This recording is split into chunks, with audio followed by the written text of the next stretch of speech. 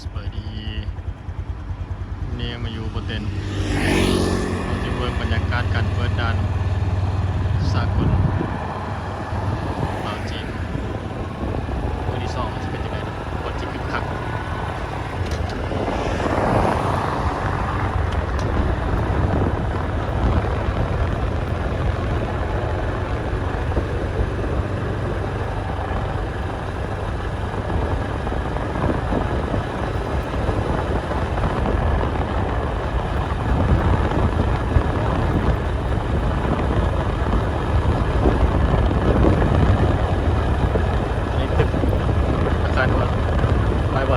สร้างใหม่หมดเลย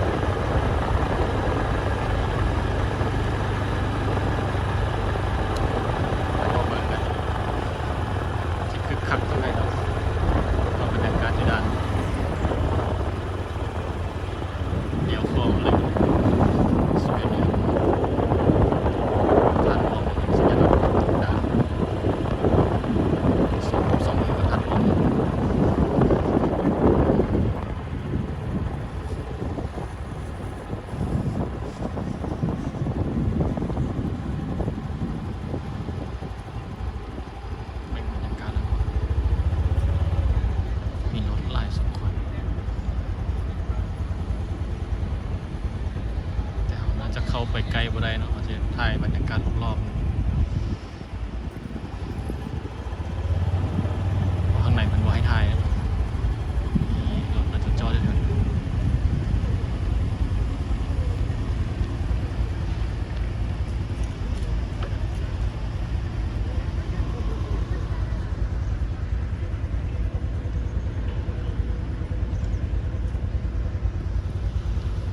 นี่จะเป็นจุดบริการคลายเบอร์สำหรับจีนเข้ามาเราเปิดปกติแล้วเนาะสำหรับด่านโปรตีนตอนนี้เนาะ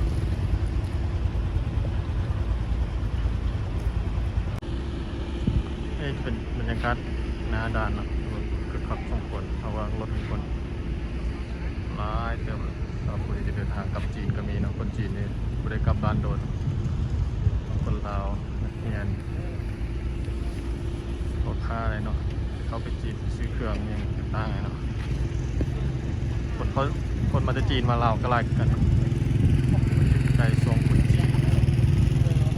เดินทางมาเลยลาวคัก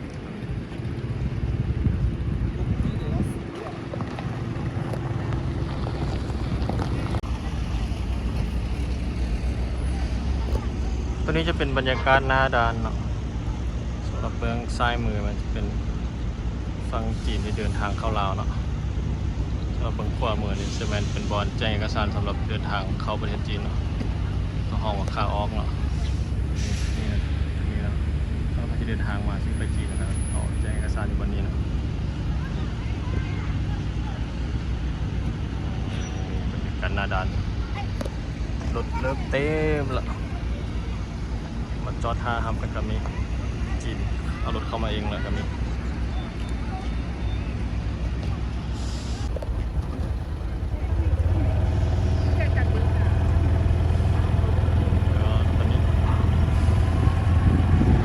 ไปเบิ่งบรรยากาศในเมืองเป็นยังไงเนาะ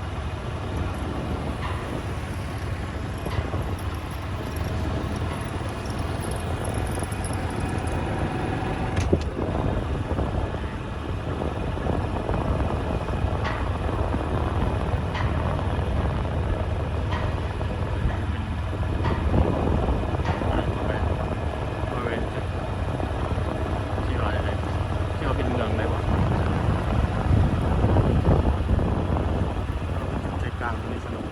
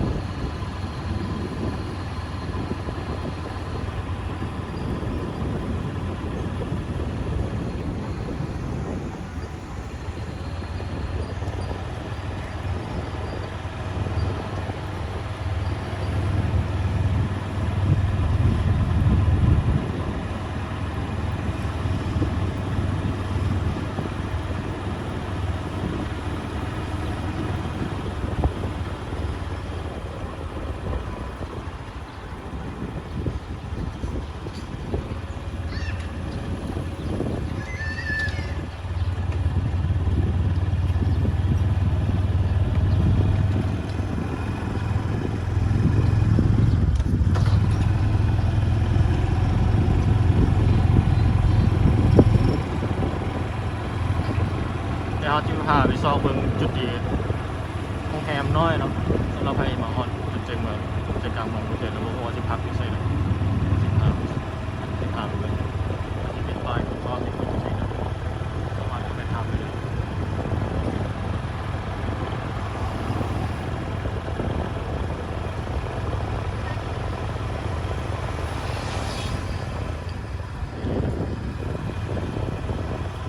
จุดหนึ่ง เ